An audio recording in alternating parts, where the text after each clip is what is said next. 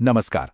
चलिए आज इतिहास के उस पन्ने को पलटते हैं जहां भारत की पहली महान शक्ति यानी मौर्य साम्राज्य का उदय हुआ। देखिए, ये सिर्फ राजाओं और लड़ाइयों की कहानी नहीं है, बल्कि ये एक ऐसी क्रांति की दास्तां है जिसने भारत को, आप कह सकते हैं, हमेशा के लिए बदल दिया। तो चलिए इस शानदार सफर पर निकलते हैं। आज के हमारी चर्चा में हम सबसे पहले देखेंगे कि हमें मौर्यों के बारे में पता कैसे चलता है। फिर उनके महान शासकों की कहानियों को समझेंगे, अशोक के युद्ध से धम्म तक के अविश्वसनीय सफर को देखेंगे, उनके प्रशासन की गहराइयों को समझेंगे और आखिर में उनकी अद्भुत विरासत पर एक नजर डालेंगे। तो सबसे बड़ा सवाल यही उठता है कि आखिर कैसे बना इतना विशाल साम्राज्य? इसकी नींव में कौन से रहस्य छिपे थे? चलिए इतिहासकारों के साथ मिलकर इन सुरागों को एक एक करके जोड़ते हैं। तो आइए सबसे पहले उन स्रोतों को समझते हैं जो हमें मौर्य काल की कहानी सुनाते हैं। क्योंकि देखिए, इतिहास को समझने की पहली सीढ़ी यही जानना है कि हम जो कुछ भी जानते हैं वो आखिर जानते कैसे हैं। मौर्यों के बारे में हमारी जो समझ है वो मुख्य रूप से दो तरह के स्रोतों पर टिकी है। एक तरफ है साहित्यिक स्रोत, मतलब उस जमाने में या उसके बाद लिखे गए ग्रंथ, और दूसरी तरफ है पुरातात्विक स्रोत, यानी जमीन से निकली वो ठोस चीजें जैसे शिलालेख जो हमें सीधे उस युग से जोड़ती हैं। ये सिर्फ किताबें नहीं हैं, ये समझ लीजिए कि समय की खिड़कियां हैं। कौटिल्य का अर्थशास्त्र हमें एक शासक की तरह सोचना सिखाता है। मेगास्थनीज की इंडिका हमें एक विदेशी यात्री की आंखों से उस वक्त का भारत दिखाती है, और मुद्रा राक्षस तो एक रोमांचक पॉलिटिकल थ्रिलर की तरह है।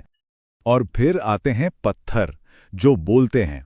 अशोक के शिलालेख तो सीधे सीधे सम्राट की अपनी आवाज है, जिसे सदियों बाद जेम्स प्रिंसेप ने दुनिया को सुनाया। ये पत्थर हमें अशोक के दिल और दिमाग की कहानी सुनाते हैं, और जूनागढ़ का शिलालेख ये भी पक्का करता है कि चंद्रगुप्त का साम्राज्य पश्चिम भारत तक फैला हुआ था। चलिए अब उन लोगों की बात करते हैं जिन्होंने इस साम्राज्य की नींव रखी और इसे बनाया। कहानी शुरू होती है एक युवा महत्वाकांक्षी लड़के और उसके बुद्धिमान गुरु से, जिन्होंने मिलकर इतिहास का रुख ही मोड़ दिया। चंद्रगुप्त मौर्य, एक ऐसा नाम जिसने भारत का नक्शा ही बदल दिया। चाणक्य के दिमाग और चंद्रगुप्त के तलवार ने नंदों का तख्ता पलट किया और सिकंदर के उत्तराधिकारी सेल्यूकस को भी घुटने टेकने पर मजबूर कर दिया। लेकिन सबसे बड़ा आश्चर्य तो आखिर में था, जब इस महान सम्राट ने राजपाट त्याग कर एक जैन साधु का जीवन अपना लिया। चंद्रगुप्त के बाद उनके बेटे बिंदुसार ने गद्दी संभाली। उन्हें अमित्रघात कहा जाता था, जिसका मतलब है दुश्मनों का नाश करने वाला। उन्होंने अपने पिता से मिली विशाल विरासत को न सिर्फ बनाए रखा, बल्कि तक्षशिला में हुए विद्रोह को दबाने के लिए अपने बेटे अशोक को भेजकर दुनिया को भविष्य के सम्राट की पहली झलक भी दिखा दी। अब हम उस शासक की ओर बढ़ते हैं जिसका नाम भारतीय इतिहास में शायद सबसे ज्यादा सम्मान से लिया जाता है। एक ऐसा सम्राट जिसने युद्ध के मैदान पर सब कुछ जीत लिया और फिर शांति के रास्ते पर अपना सब कुछ समर्पित कर दिया।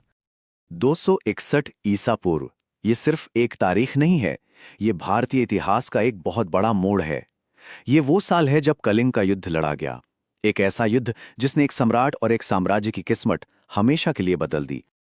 कलिंग की धरती पर अशोक ने वो जीत तो हासिल कर ली जिसकी उन्हें चाह थी, लेकिन उस जीत की कीमत थी लाशों के ढेर और खून की नदियां।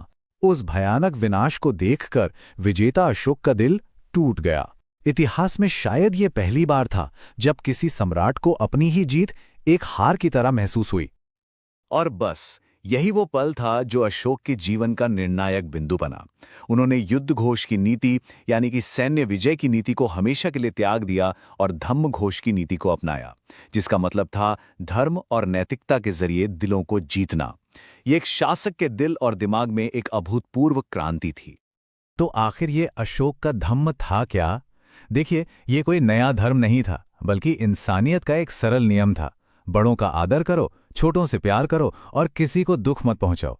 इसी विचार को अपने साम्राज्य का कानून बनाने के लिए उन्होंने विशेष अधिकारी धम्म महामात्र नियुक्त किए, जो गांव-गांव जाकर ये संदेश फैलाते थे।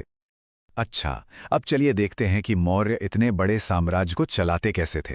सिर्फ जीतना ही काफी नहीं होता, उसे बनाए रखने के लिए एक मजबूत और कुशल प्रशासनिक व्यवस्था की जरूरत होती है, और मौर्य इसमें माहिर थे। मौर्य प्रशासन का जो राज है वो कौटिल्य के सप्तांग सिद्धांत में छिपा है।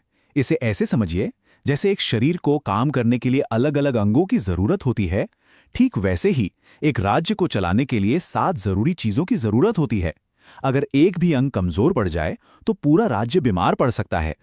तो ये 7 अंग थे। स्वामी यानी राजा जो सिर है, अमात्य यानी मंत्री जो आंखें हैं, जनपद यानी क्षेत्र और लोग जो पैर हैं, दुर्ग यानी किला जो बाहें हैं, और फिर कोष, दंड और मित्र। क्या शानदार व्यवस्था थी। साथियों, ये प्रशासनिक संरचना यूपीपीसीएस और यूपीएससी जैसी परीक्षाओं के लिए बहुत महत्वपूर्ण है। अगर आप इन क्लास नोट्स का विस्तृत पीडीएफ पाना चाहते हैं तो 6396 624423 पर व्हाट्सएप कर सकते हैं। केंद्रीय प्रशासन में राजा की मदद के लिए एक मंत्री परिषद होती थी, जिसके सबसे बड़े अधिकारियों को तीर्थ कहा जाता था। इनमें से समाहर्ता राजस्व विभाग का प्रमुख था, समझिए आज के वित्त मंत्री जैसा, और सन्निधाता शाही खजाने का संरक्षक था। ये एक बहुत ही संगठित नौकरशाही थी। उनकी सेना जितनी शक्तिशाली थी, उतनी ही चालाक उनकी खुफिया एजेंसी भी थी। एक तरफ सेना का प्रबंधन करने के लिए अलग अलग समितियां थीं, तो दूसरी तरफ गुड़ पुरुष नाम के जासूसों का एक पूरा जाल बिछा हुआ था, जिनकी नजरों से कुछ भी बच नहीं सकता था।